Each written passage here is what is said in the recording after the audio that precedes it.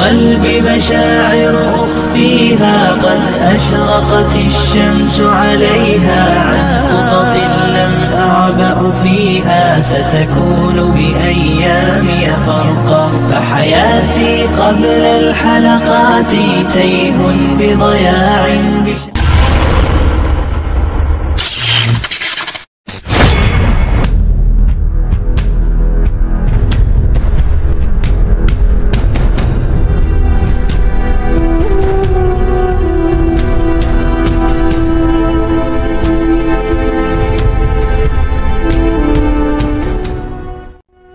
Assalamualaikum warahmatullahi wabarakatuh.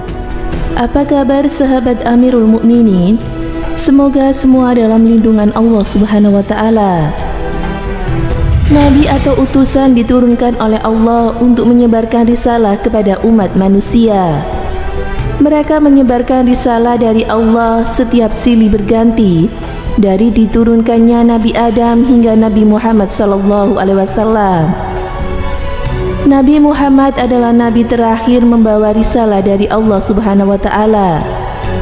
Nabi Muhammad lahir pada tanggal 12 Rabiul Awal sekitar tahun 570 Masehi di kota Mekah, Jazirah Arab.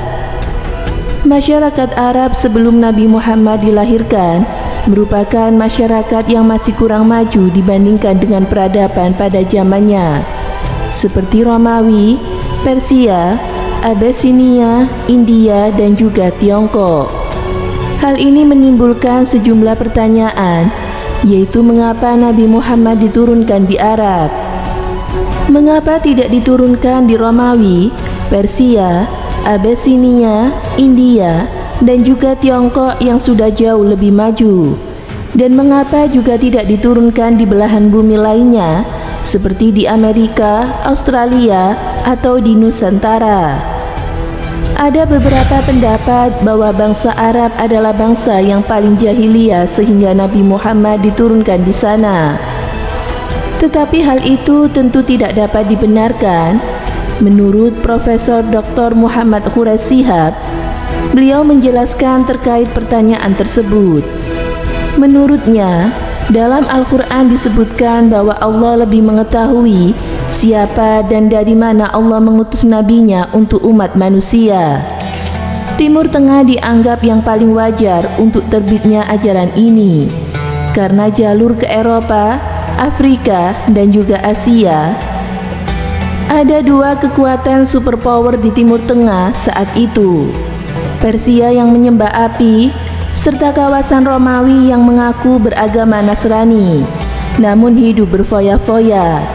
Hanya ada satu tempat yang belum dikuasai oleh kedua superpower tersebut, yaitu Jazirah Arab, ungkap Profesor Shihab.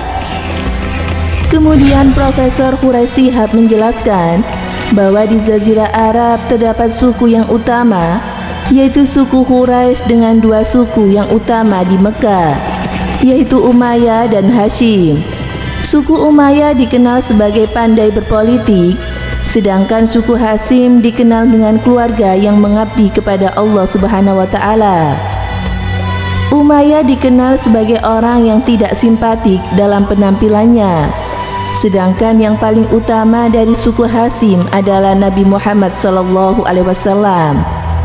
Karena itulah Allah memilih dari Mekah terbitnya ajaran ini atau Islam. Sejarawan Mesir Ahmad Salabi dalam bukunya Sejarah Kebudayaan Islam berpendapat bahwa semangat beragama menjadi pendorong mereka melawan dan memerangi agama Islam di kala itu Islam datang. Mereka memerangi agama Islam karena mereka amat kuat berperang dengan agama yang lain, yaitu kepercayaan yang telah mendarah daging pada diri mereka. Dengan demikian, agama Islam mereka perangi dengan mati-matian, akan tetapi berakhir dengan kemenangan kaum muslimin. Kemenangan itulah justru membawa masyarakat Arab tercerahkan, dan sampai saat ini orang Arab, baik dia sebagai ulama atau orang yang jahil yang amat bersemangat terhadap agamanya, dibelanya hingga sekuat tenaga. Semangat beragama yang tinggi inilah memungkinkan menjadikan Allah menurunkan Nabi Muhammad di wilayah Arab agar menyebarkan risalah Islam kepada umat Islam. Seorang ulama masyhur dari India, Abu Hasan An-Nadwi, menjelaskan kalau Rasulullah dipilih Allah dari bangsa Arab karena alasan-alasan tertentu. Menurut An-Nadwi, masyarakat Arab pada saat itu memiliki jiwa yang relatif bersih dan belum ternodai dengan ide-ide buruk yang tertancap sehingga susah dihapus.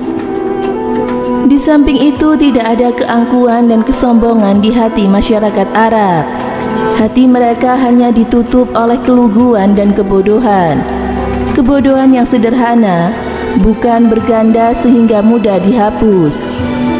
Berbeda dengan masyarakat India pada saat itu, adalah masyarakat yang sombong dengan pengetahuan, peradaban, filsafat, dan juga budayanya. Hal itu membuat jiwa dan pikiran mereka menjadi kompleks sehingga susah dihapus dan dimasuki dengan ajaran baru. Begitupun dengan masyarakat Romawi dan Persia. Seorang ulama masyhur dari Suriah, Syekh Ramadan Al-Buti, dalam kitabnya Fiqh As-Sirah Nabawi dijelaskan bahwa sebelum Nabi Muhammad SAW diturunkan, Allah telah menentukan bahwa Baitullah atau Ka'bah dibangun di pusat Jazirah Arab, yaitu kota Mekah. Jauh sebelum Nabi Muhammad dilahirkan, wilayah ini telah disinggahi oleh Nabi Ibrahim yang dikenal dengan bapak Nabi. Hal inilah yang menjadikan keistimewaan kota Mekah yang menjadi berkat terhadap fondasi bagi dakwah Islam, yang merupakan kelanjutan dari Nabi Ibrahim hingga Nabi Muhammad, yang masih keturunan langsung dari Nabi Ibrahim dan Nabi Ismail. Jadi, Nabi Muhammad SAW diturunkan di Arab bukan karena masyarakat Arab paling jahiliyah.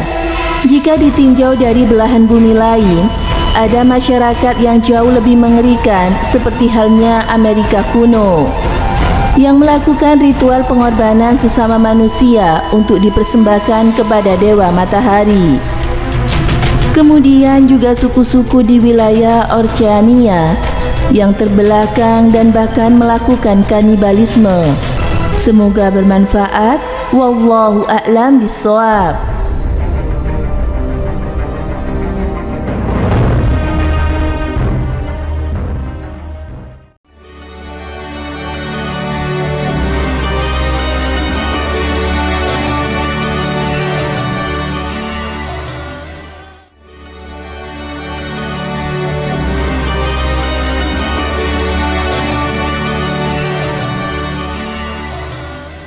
Assalamualaikum warahmatullahi wabarakatuh. Pemirsa Amirul Mukminin yang dirahmati Allah Subhanahu wa taala.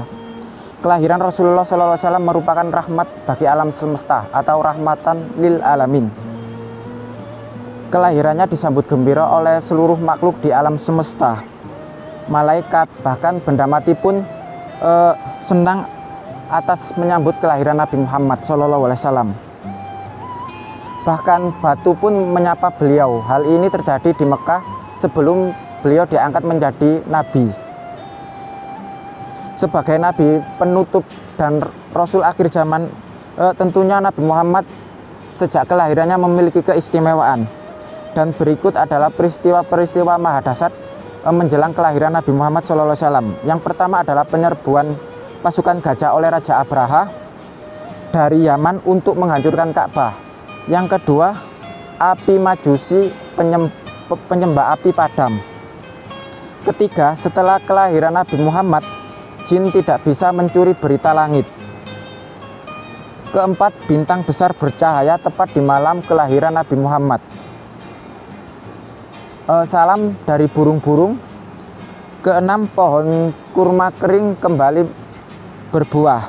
7, mata air yang kering memancarkan kembali.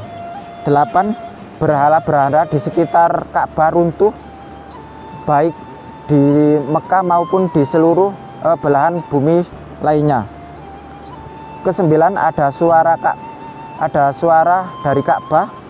Ke-10, didatangi tamu agung penghuni surga saat kelahiran Nabi Muhammad SAW. Allahumma sholli ala Muhammad wa ala alihi wasallim. Semoga memberi manfaat. Wassalamualaikum warahmatullahi wabarakatuh.